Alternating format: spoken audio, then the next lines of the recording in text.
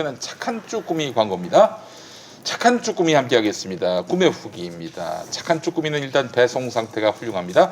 포장 상태가 너무 꼼꼼해서 고마운 마음이 들어서 회사에 전화까지 드렸습니다. 정성스럽게 보내주셔서 고맙습니다. 잘 먹겠습니다 하고요. 회사 관계자도 전화 주셔서 고맙습니다 라고 하시네요. 행복했습니다. 게다가 맛있습니다. 특히 쭈꾸미가 토실하고 양이 많고 맛있게 매콤합니다. 착한 쭈꾸미는 시골 어머님이 서울 자식에게 정성껏 만들어 보내주시는 따뜻하고 고마움이 깃든 선물 같습니다. 착한 쭈꾸미는 착한 원물에 착한 특제 소스를 더한 다음에 정말 착한 가공으로 물이 생기지 않는 게 강력한 장점입니다. 자숙한 쭈꾸미로 가공해서 쭈꾸미 특유의 육즙을 잡아가지고 조리 때에는 쭈꾸미가 쪼그라들거나 물이 생기지 않아서 쫄깃탱글한 쭈꾸미의 진정한 식감을 경험하실 수 있습니다. 한 팩 350g 7,900원, 세 팩이면 한 24,000원 돼야 하는데 23,000원, 한 3% 추가 할인하는 겁니다. 다섯 팩이면은 한 4만 원 돼야 하는데 36,000원, 9% 추가 할인. 7팩은 56,000원쯤 돼야 되는데 48,900원, 12% 추가 할인. 네, 그래요. 배송비는 무료고요. 착한 쭈꾸미의 원래 배송비는 3,500원인데 7월 한 달 동안 김용민닷컴 전 상품 배송비 무료 파격 이벤트를 진행하고 있습니다. 순대 한 팩, 닭가슴살 한 팩, 착한 쭈꾸미 한 팩만 구매해도 배송비는 빵원입니다. 정말 짜증나는 코로나 전국 김용민닷컴에서 배송비 완전 무료의 속 시원한 쇼핑으로 조금이나마 위로받으시기 바라겠습니다. 쇼핑이 후원이다. 김용민닷컴입니다. 근데 정말 대단한 게 보통 이렇게 쭈꾸미 같은 해산물을 이렇게 양념 속에다 넣어두면 물이 안 생길 수가 없거든요. 그렇지. 안 생겼어요. 네. 그래요. 야, 대단한데. 정대택 씨는 이제 오랜 기간 동안 최은순 또 김건희 씨와 굉장히 이제 불편한 관계를 가져왔던 사람인데 그 정대택 씨를 두고 주진우 기자는 신뢰할 수 없는 사람이다 이런 식으로 얘기를 했었죠. 그분이 가져왔던 뭐 이런저런 자료들을 갖고 자기가 다 살펴봤는데 거짓말이다 이런 식으로 얘기를 했고 어떻습니까? 정대택 씨가 어떤 분입니까? 제가 지나가다 한번 인사를 나눈 적은 있었어요. 정대택 씨가 말로 설명을 해줄 때는 그렇게 뭐 느낀다 하면은 뭐 느낄 수는 있어요. 근데 이 사람은 그렇게 자기가 주장을 하고 혼자 이제 한 장소에 살고 계세요. 근데 이렇게 한 번 얘기하고 나고 그건 말이 안 되잖아요. 그러고 얘기하면은 이 뒤에 서재처럼 빽빽하게 있는 문서 중에 툭 빼서 그 자료를 보여줍니다. 그만큼 오랫동안 18년 동안 싸워왔단 말이에요. 그래서 자기가 소송 관련 서류들을 어디 놨는지 다 기억을 해요. 그래서 기자가 저 이런 거 물어보고 싶어서 찾아가겠습니다 라고 얘기하면은 자기 컴퓨터 앞에다가 그 서류를 다 준비해서 앉혀놓습니다. 이 사람이 찾아와도 그냥 맨손으로 찾아오는 법은 없어요. 잔뜩 가지고 와가지고 요거는 뭐에 대한 자료인데 이건 다음에 드리고요. 일단 오늘은 이것부터 보세요. 이거 보셔야지 다음 얘기로 갈 수 있습니다. 그렇죠. 윤석열 당시 여주지청장이 1개월 징계를 받은 적이 있습니다. 글쎄 말이에요. 그걸 두고 이제 나중에 누군가 물어봤을 때 황교안 총리가 이상돈 1개월이 저 네. 국정원 수사 때문에 박근혜 정권과 다툼이 있었고 그 과정에서 발생한 징계가 아니다. 부적절한 무언가가 있었기 때문에 저 개인적인 뭐 문제가 있기 때문에 다른 한거 부적절한 다 그런 일이 얘기했죠. 있었다. 그러면 국정원 대선 개입 수사팀장으로서 뭐 서울중앙지검장 등을 비롯한 이런 사람들하고 들이받아서 발생한 그런 징계가 아니라 다른 징계. 그러니까 일단은 관보에 보면은 관보에는 윤석열 당시 여주지청장에 대한 징계 이유가 항명이랑 재산 신고 누락입니다. 근데 정대택 씨한테 돌아온 법무부의 진정서 내용을 보면 정대택 씨한테는 진정을 하신 내용으로 징계가 됐습니다라고 얘기가 들어가 있어요. 근데 거기에는 뭐 항명이나 재산 누락이 아니라 북직, 모해 위증 뭐 이런 비슷한 내용들이 아마 들어가 있었을 겁니다. 그래서 정대택 씨 입장에서는 나는 내가 진정한 걸로 윤석열 당시 여주지청장이 처벌을 받았다고 생각한다라고 주장할 수 있어요. 문서가 있기 때문에. 문서가 있으니까. 네. 근데 제가 이 부분을 안 그래 지금 계속 찾아보고 있는 부분인데요. 정대택 씨가 받았다라고 하는 그 회신, 민원에 대한 회신하고 그 관보에 나와 있는 내용하고 완전히 틀려요. 정말 틀리니까 둘 중에 하나는 거짓말인 거예요, 결국에는. 그래서 이거를 입증하려면은 뭘 봐야 하느냐? 당시 징계 의결서를 봐야 돼요. 당시 징계 의결서를 보면은 이게 뭘로 징계를 했다가 나올 겁니다. 그러니까 사실 이게 저로서는 이제 이해가 안 가요. 이렇게 징계를 했는데 민원 회신에 보낸 징계 내용과 관보에 공시된 징계 내용이 다르다는 것 자체를 제가 상상을 한 적이 없거든요. 근데 아니 그게 가능한 일입니까? 아니요. 관보에는 뭐라고 나와 있냐면요. 서울중앙지검장 지시를 위반하고 보고 결재 없이 국정원 직원들에 대한 압수수색 영장을 청구하고 집행했다. 중앙지검장으로부터 직무 배제 명령을 받았음에도 박형철 공공형사부장과 함께 보고 결재 없이 원세훈 전 국정원장에 대한 공직선거법 위반 등 피고 사건에 관하여 공소장 변경을 신청했다. 이런 내용들이 들어가 있습니다. 그리고 재산신고 누락도 들어가 있는데 정대택 씨가 받은 회신서에는 어떤 내용이 들어가 있냐면 귀하께서 2013년 12월 18일 법무부 민원실을 통해 제출한 민원의 취지는 윤석열 검사에 대한 엄중한 징계가 필요하다는 취지인 것으로 보인다. 검사징계위원회에서는 2013년 12월 18일 윤석열 검사에 대해 정직 1개월 징계 처분을 의결했음을 알려드린다. 당시 정대택 씨가 얘기했던 내용은 윤 전 총장을 독직, 위증, 명예훼손 등 이제 장모와 관련된 내용으로 진정을 제기했었습니다. 그래요. 그러면은 정확한 내용은 모르지만 이와간 정대택 씨가 문제 제기한 거를 법무부가 그렇죠. 수용하는 수용한 그런 거죠. 본론으로 징계가 났다. 다만 지금 법무부에 물어보면은 관보에 나와 있는 내용만 확인드릴 수 있습니다라고 얘기는 하는데 그러면 정대택 씨가 받은 문건 뭐예요? 그렇죠. 그래서 정대택 씨가 받은 문건과 이 관보의 내용이 다르기 때문에 우리가 그 당시에 이제 의심을 할 수 있었던 것은 그냥 황교안 국무총리 그 당시에 그러니까 황교안 국무총리가 법무부 장관이었어요. 윤석열 당시 그러니까 뭐냐면 징계줄 때. 제가 드릴 말씀이 그거예요. 그러니까 이렇게 되면은 황교안 당시 총리하고 정대택 씨가 받은 민원 회신 서류 내용은 일치해요. 근데 관보하고는 일치하지 않아요. 네. 그러면은 국무총리가 국회에 나와서 거짓말을 했거나 지금도 이거는 문제가 될 수 있어요. 그다음에 또 한 가지는 민원 회신이 거짓말이거나 아니면 관보가 가짜거나 이런 상황이 돼 있는 거거든요. 네. 그러니까 이걸 확인하는 방법은 딱 한 가지밖에 없어요. 당시 징계 의결서 공개하는 것밖에 없어요. 아 그러면은 그 공개 청구 가능합니까? 징계 의결서는 공개가 공개가 잘 잘 안 안 되는 될 걸로 텐데요. 알고 그거는 황교안 씨를 불러보시는 거는 본인이 제가 안 볼 나온다고 때도 그랬어요. 제가 볼 때도 그렇게 제일 황교안 빠를 것 광추. 같습니다. 근데 아마 저기 황교안 씨가 그 선거 과정에서 준비하지 않겠어요? 윤석열을 좀 눌러야 본인이 뜨든지 말든지 할 거 아니에요. 뭐 그분이 엑스파일을 갖고 있다는 소문도 있던데 소문은 소문일 뿐이죠. 네. 예. 아니 그리고 지난 주간에 말이죠. 대검이 피재 항고인 최은순 씨의 모해 위증 피의 사실에 대해 재기 수사를 명한다 이렇게 돼 있는데 이게 무슨 말이에요 이게 도대체? 아니 뭐 말을 좀 쉽게 해야지. 피재 항고인은 뭐고 모해 위증은 뭐고 재기 수사는 또 뭐야? 모해 위증은 모함했다는 거예요. 그냥. 네. 그러니까 모함했다. 그 최은순 씨가 모함했다. 예. 최은순 씨가 네. 누구를 모함했다는 거예요? 정대택 씨를 모함한 겁니다. 그러니까 어. 피재항고인이 정대택 씨예요. 재항고한 사람, 재항고한 사람이 재항고인이 정대택 씨고 네. 피재항고인이 최은순 씨. 최은순 씨죠. 그럼 모해 위증이라는 것은 그 최은순 씨가 정대택 씨를 처벌받게 하려고 위증을 했다. 뭐 이런 내용으로 해석하시면 되고요. 그리고 재기 수사는 제가 이 개념을 정확하게 모르겠습니다. 재기 수사가 이제 그 검사가 불기소 처분을 하거든요. 그러면은 민원을 제기한 사람이 열받잖아요. 다시 이거 수사 잘못됐으니까 검토해 주세요라고 고검에 가져가요. 그래서 고검에서 가보고 이거 수사 다시 해야겠네라고 하면은 처음에 그 불기소를 한 검찰청에다 대고 수사 다시 하세요. 그래서 재기 수사, 다시 수사 재기, 다시 일으키다. 수사를 다시 일으키다. 다시 수사하세요. 고소를 하면은 이제 법원에다가 재판을 이제 청구하는 것과 마찬가지로 고소를 하면은 검찰청, 지방검찰청에서 한 번 판단을 하고 그다음에 고등검찰청에서 두 번째 판단을 하고 대검찰청에서 또 판단을 하는 3심제 구조로 되어 있어요. 그런데 이제 모해위증죄를 고소를 했는데 지방검찰청에서는 그 고소를 이제 불기소 처분을 했고 그 불기소 처분에 대해서 항고를 한 거죠. 고등검찰청에. 근데 그 고등검찰청에서 항고를 기각을 한 거예요. 그래서 그 항고 기각한 것에 대해서 대검찰청에 재항고를 한 거죠.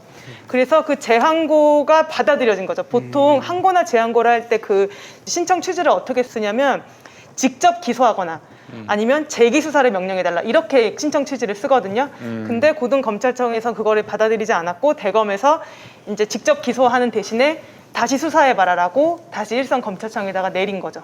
이 사건의 핵심은 윤 전 총장 당시에는 무혐의 결정으로 종결되었던 사건이 윤 전 총장의 장모 사건이잖아요. 네.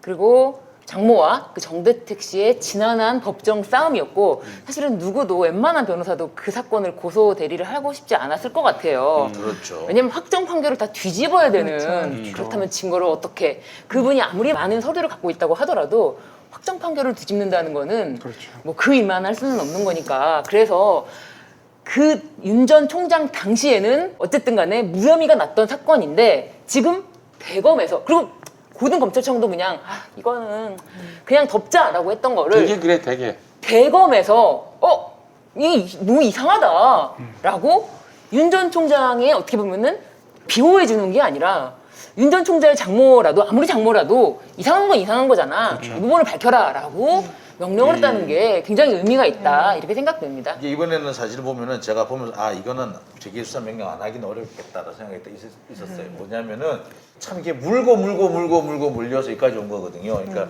정대택 씨하고 최은순 씨하고 계속 그게 공방이 진행되잖아요. 첫 번째 재판에서 최은순 씨가 이제 백모 법무사를 이제 시켜가지고 위증을 하게 만드는 네. 거 아니에요. 그래 그것 때문에 재판이 쭉 사실 거기서부터 재판이 시작된 거 아니에요. 그렇죠. 쭉 이어져 왔는데 그래서 물고 물리다가 결국에 2020년에 이제 다시 고발장을 냅니다. 그 고발장은 내용이 뭐냐면은 2011년 11월에 서울 동부지법에 와가지고 최은순 씨가 증언한 내용이 있는데 이때 증언한 내용이 위증이다. 근데 그게 뭐가 있느냐 하면은 이번에 유죄로 인정받았던 사건 있지 않습니까? 그 사무장 병원 건하고 그 다음에 또 지금 현재 재판을 받고 있는 장고 증명서 문제가 같이 등장을 해요 거기에. 그래서 거기에 그런 적 없습니다. 이 장고 증명서 나는 그런 거 만든 적 없어요. 라고 얘기를 하는 부분이 나와요. 그러니까 적어도 그 부분에 대해서는 재기수사 명령을 해야 되는 건 거예요. 그 다음에 또 어떤 부분이 나오냐면은 양모 검사랑 해외 여행을 간 부분, 또 양모 검사의 부인한테 돈을 송금했던 부분 분명히 나와 있는데 저는 그런 적 없어요 라고 해요. 특히 뭐가 나오느냐면은 지금 외국에 나간 기록이 없다라고 하잖아요. 외국에 나간 기록이 안 나오는 거는 양모 검사 건이고 장모는 또 외국 나간 기록이 나와요. 그러니까 누구랑 같이 갔다는 것은 뭐 아닐 수도 있지만 외국에 나간 적 없습니다라고 얘기를 하면은 위증이거든요. 근데 외국에 나간 적 없습니다라고 얘기해요.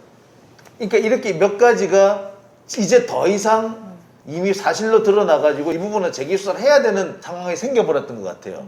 그래서 재기수사를 했고 하는 김에 왕창 다 해라 라고 한 건데 문제는 그러면서 2011년에 한 얘기인데 그것을 물고 들어가가지고 이게 다 나오게 생긴 거더라고요 보니까. 그래가지고 백 법무사한테 위증시킨 문제라든지 그 다음에 여러 가지 문서를 위조한 문제라든지 그 다음에 양모 검사와 관련된 문제라든지 또 출국 기록 삭제라든지 이런 부분까지 싹 다 진위를 확인해야지 이 사건이 마무리되게 돼버렸어요. 근데 그 공판 기록 보면은 저는 어제 그 변호사님한테 전화드렸던 이유가 요거예요. 공판 기록 보면은 최은순 씨가 검사의 질문에 예, 아니요 이렇게밖에 대답을 안 해요. 그래서 이게 어떻게 위증으로 판단을 받을 수 있을까라는 점 좀 궁금하더라고요. 예 아니오도 기억에 반하는 그러니까 아니 대답이면 뭐냐면 그 내용이 보면 위증이 되죠. 네. 그게 또 한 가지 더 가냐 뭐냐면은 검찰에서 한 진술 조서가 있어요. 이렇게 진술하셨는데 사실이죠? 네. 이렇게 되면 위증인 거죠. 위증이죠. 네. 네, 그렇죠. 맞지? 기억나지? 네. 그 출입국 기록 삭제 관련해서 저희가 이제 지난주에 잠깐 또 얘기를 했었는데 저도 도대체 이게 무슨 일일까 생각이 들어서 이제 다른 기자님들이 이제 취재하신 것도 좀 보고 했더니 이게 재판 과정에서 법원을 통해서 출입국 관리소에다가 사실조회 신청을 했는데 첫 번째 했는데 안 와서 두 번째 또 안 왔다 이거더라고요. 맞습니다. 그러니까 이게 이제 어떤 재판 과정에서 일어난 일이어서 저도 이제 조금 검토를 할 수 있었던 게 보통 사실조회 신청은 그 당사자나 변호인이 써요.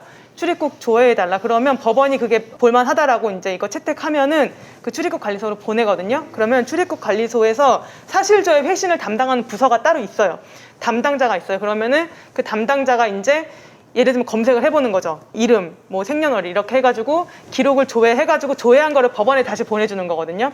그런데 이제 안 나와서 다시 보냈는데 또 안 왔다. 이거는 저도 사실조회 신청을 많이 해보지만 나와야 될 게 안 나왔다라던가 왜냐면 그 직원도 사람이기 때문에 실수를 해요. 법원의 사실조회 회신을 다 믿을 수도 없어요. 그러니까 그 회신에 보면은 담당자 이름이랑 전화번호가 보통은 나오거든요. 그러면 그 담당자한테 전화를 걸어서 이거 검색 제대로 해본 거 맞냐? 뭐 이런 식으로 다시 한번 검색해봐라 이런 식으로 직접 통화를 하기도 해요. 그래서 이 사건의 어떤 뭐 좀 더 깊이 들어가서 책임 소재를 가리고 싶다면은 이 당시 사실조회 신청을 했을 당시에 그 출입국 관리소에서 법원 사실조회 회신을 담당하던 담당자와 통화를 해보면 그게 가장 확실할 것 같아요. 만약에 정말 이거는 이제 이 부분부터는 의혹이지만 그 담당자에게 뭔가 영향력을 행사해서 지웠는지 뭐 그런 거는 알 수 없는 거잖아요, 지금은. 근데 그럴 지금은 가능성이 전혀 알수 있다면. 근데 보통은 그 변호사도 좀 실수를 하긴 하거든요. 예를 들면 뭐 주민등록번호를 잘못 썼다던가. 그러니까 여러 가지 가능성이 다 있는 거예요.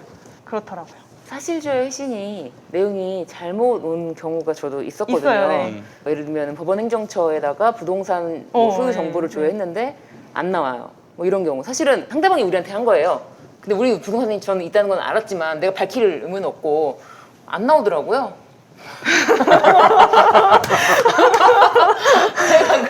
그래, 이거 다 믿을 수가 없네. 라고 생각했던 적이. 속으로 안 둬요. 네. 절대 말하진 않죠. 그리고 네. 안 나왔다고.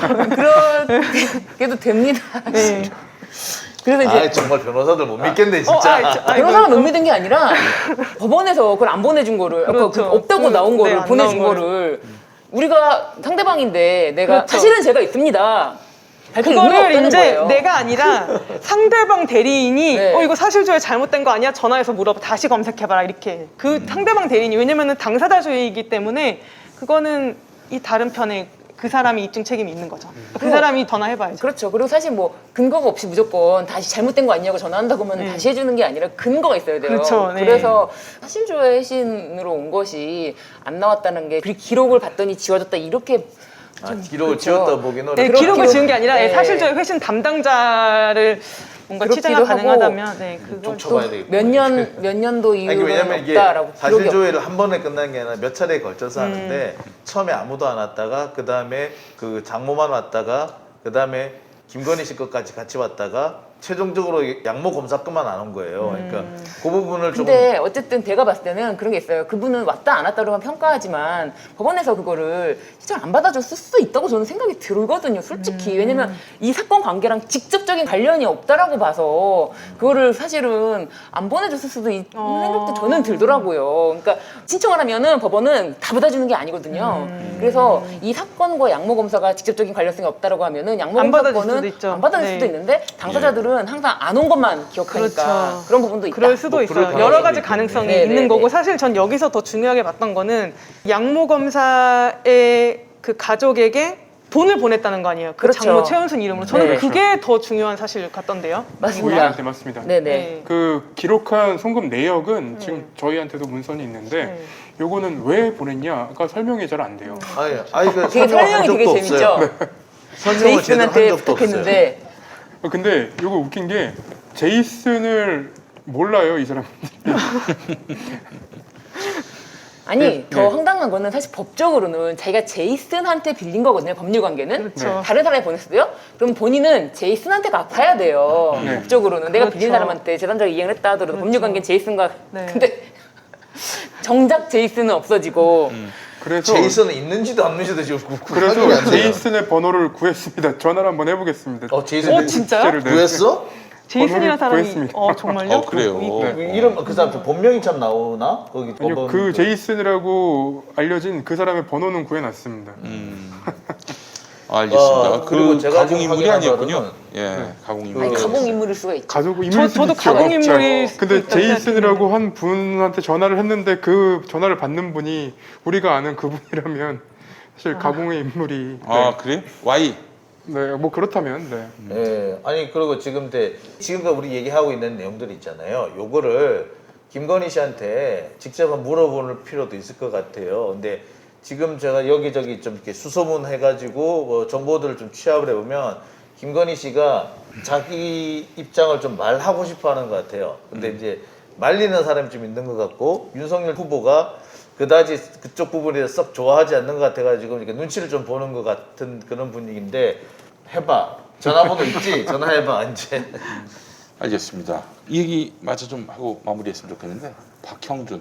아니 진짜? 증거가 또 드러났어요. 보니까 국정원 자료를 보니까 네. 이번에는 빼박 그 4대강 사업과 관련해서 비판적인 논조를 가진 지식인들 네. 불이익 주는 거.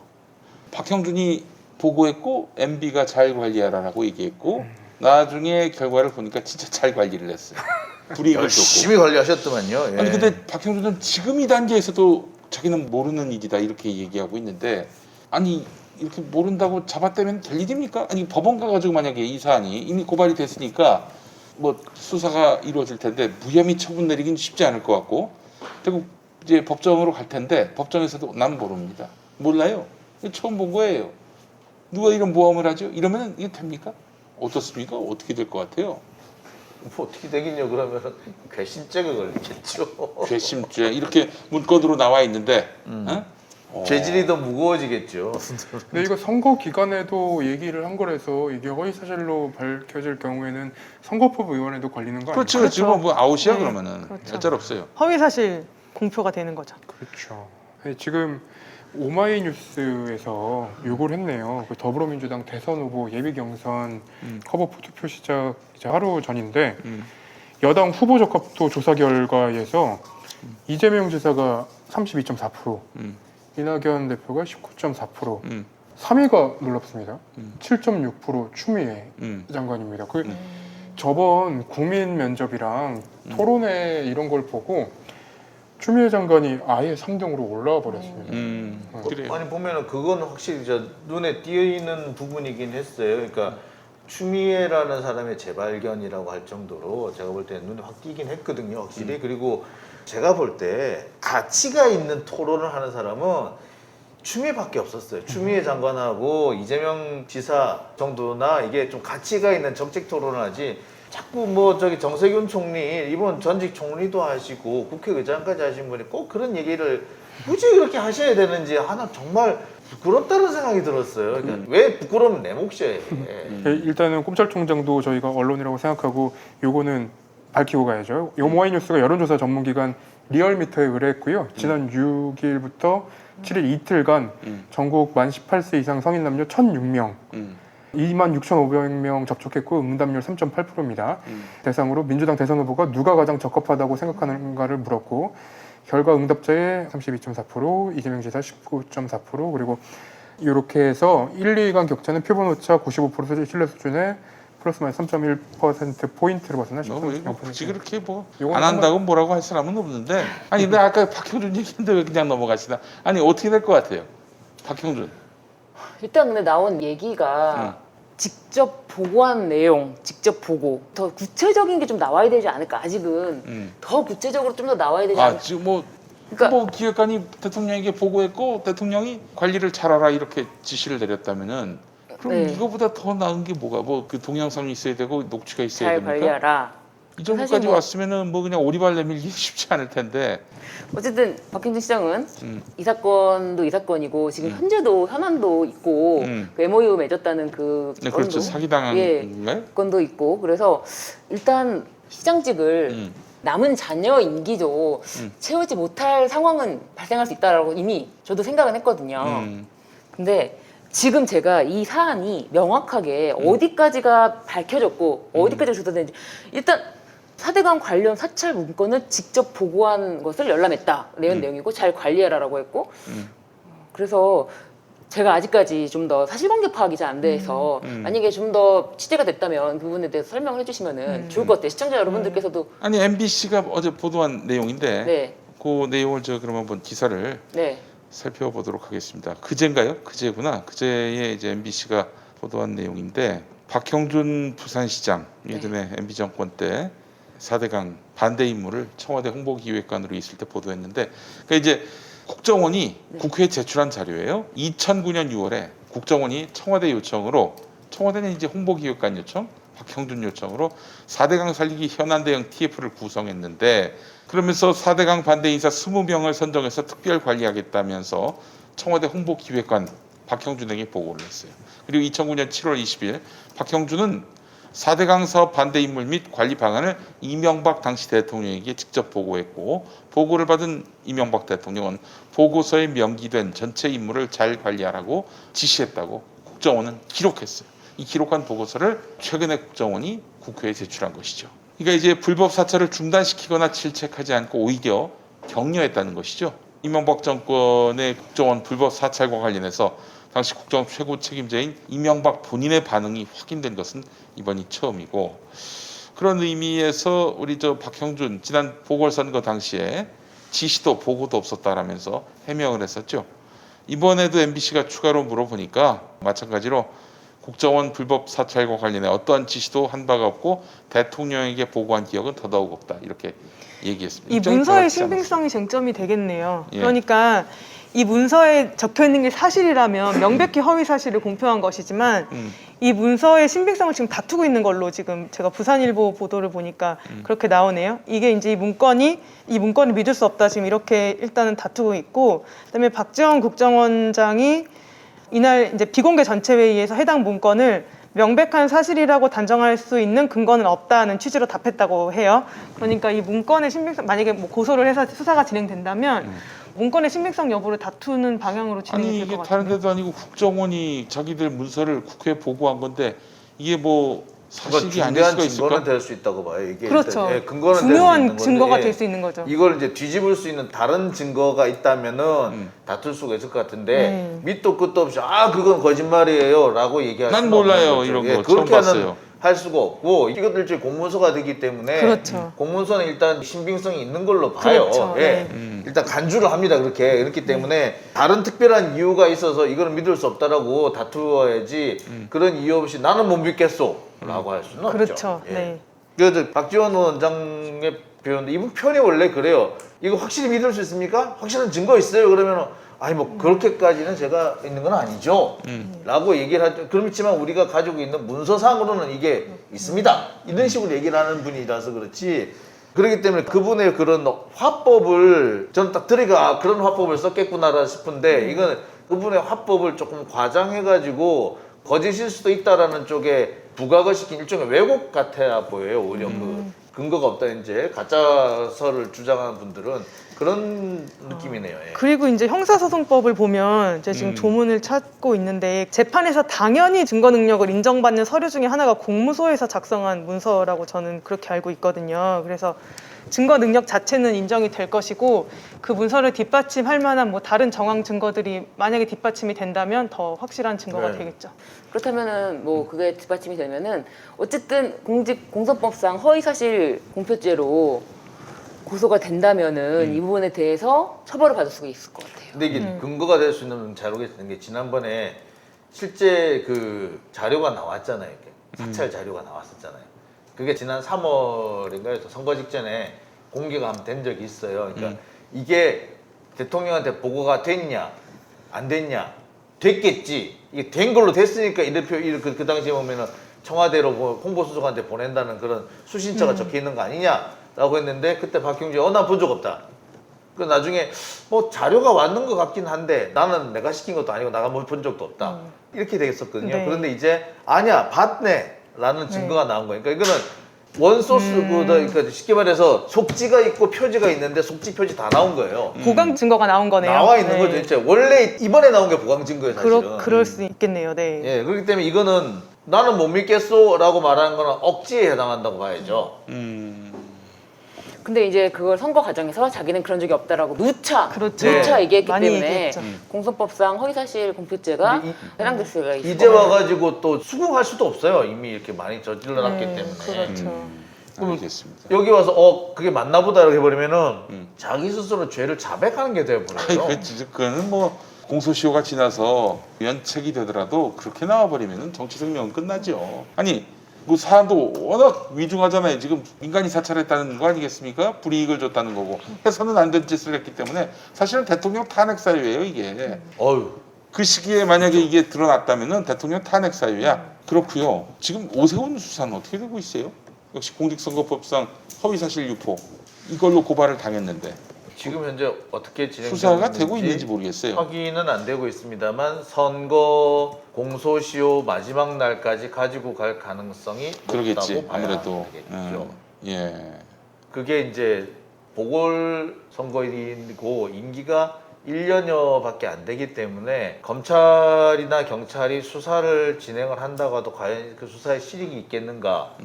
1심 재판 끝나기 전에 임기가 끝나버릴 상황. 아니, 그러니까 이제 내년 7월까지는 가겠지. 본인이 대선에 나가지 않는다면은. 근데 만약에 재임 중에 대법원 판단이 나와서 만약에 유죄가 확정되면은 내년 6월에 당선된들 그 직을 잃게 되는 거 아니겠습니까? 그렇죠. 그렇기 때문에 뭐 다음 지방선거까지 내다보는 거예요. 그래서 생태탕 문제나 이런 것들은 어떻게 지금 돼가고 있는지 허위사실 유포 특히 그 뭐 나는 전혀 그런 일이 없었다라면서 내곡동땅과 자기가 무관한 것처럼 이야기를 했었는데 또 자기가 시장일 때 그렇게 영향력을 행사해가지고 땅을 뭐 자기 손에 넣은 게 아니다라고 주장했지만 실상은 허위 사실이고 이런 것들이 규명되지 않겠어요? 만약 기소가 된다면 다음 될 정부 수밖에 때. 없겠죠. 근데 이제 본인이 또 그 기억 앞에 겸손해야 된다라고 말을 아, 했죠. 이제 그런 식으로 때문에. 그 마누라가 또- 구멍을 마련했긴 해두긴 네. 했어요. 그래서 그러면 본인의 봐주기 기억에 따라서는 봐줄 수 있다. 그러니까 본인의 기억에 자신도 이제 확신이 없지만 내가 그렇게 기억한 대로 말했다라고 하는 거기 네, 때문에 지금- 허위를 알면서 공표했다라고 보기 어렵게 지금 만들어 놓은 거 있죠. 사실은- 이 사람도 변호사잖아요. 오세훈은 지금 생태탕보다 방역이 더 문제예요. 다 잡아놓은 방역인데 그 들어와가지고 뭐 방역 조치를 뭐 상생형 뭐 방역 어쩌고 하다가 이 꼴을 난리가 났잖아요. 근데 지금 조선일보도 그렇고 뭐 헤럴드 경제, 중앙일보 이런 얘기를 보면은 이게 마치 중앙정부에서 완화를 해준 것처럼 이렇게 기사를 쓰고 있어요. 이거 완화한 거는 서울시만 완화한 거예요. 그렇지. 예, 서울시가 완화하는 바람에 서울 지금도 보세요. 감염자 수가 빠르게 늘어나고 있는 데가 어디냐? 서울이 가장 많고 서울과 가까이 있는 경기도, 인천, 그다음이 부산이에요. 이게 뭐냐면 서울하고 그만큼 교류하는 인력이 많은 곳이 바로 이게 지금 타격을 보고 있다는 얘기잖아요. 이게 뭘 말하느냐? 시장 하나 잘못 바꿨더니 이 꼬라지가 났다 이런 거거든요. 근데 이거를 시장 하나 잘못 바꿨더니 오세훈 시장 때문이다라는 얘기는 안 하고 이게 마치 정부가 샴페인을 일찍 터뜨려서 그런 것처럼 지금 조선일보도 그러고 이렇게 하고 있는데 이거는 정말 문제가 되는 거는 이 오세훈이 뭐 그러니까 지금 1200명, 1100명 하면은 500명에서 600명 600명. 가까이가 서울이야, 서울. 절반이 서울입니다. 그러니까 서울이 지금 가장 크게 문제란 얘기예요. 아이고, 참. 맡겨봤더니 여러 가지로 도덕성이 결여된 차원의 문제뿐만 아니라 실력이 없다. 이건 뭐 행정력뿐만 아니라 정부 운영에 대한 기본적 철학도 없고 비전도 없는 실력 부족, 실력 부재 이런 것들을 또 확인할 수 있는. 유명했어요. 사실 전에 그 옛날 시장 할 때도 네. 공무원들 사이에 유명했어요. 음, 실력이 없고 예. 보고받으면 무슨 말인지 못 알아듣는다고 공무원들이 맨날 투덜댔어요. 그래서 비비고 아첨하는 사람들만 그치. 출세한다. 그러니까 저기 뭐 김연아 같은 사람을 SH공사 사장으로 딱 앉히는 거 아닙니까? 김연아를. 아이고 참. 알겠습니다. 내일이 박원순 시장 일주기네요. 참 더 나은 서울을 기대했는데 그 기대는 뭐 조기의 폭망각을 드러내고 있습니다. 자, 오늘 또 함께해 주신 우리 신유진 변호사님, 소재인 변호사님, 그리고 장용진 국장님, 김태형 기자님 수고 많이 하셨고 우리 꼼찰청장은 다음 주에 다시 뵙겠습니다. 고맙습니다. 고맙습니다. 고맙습니다.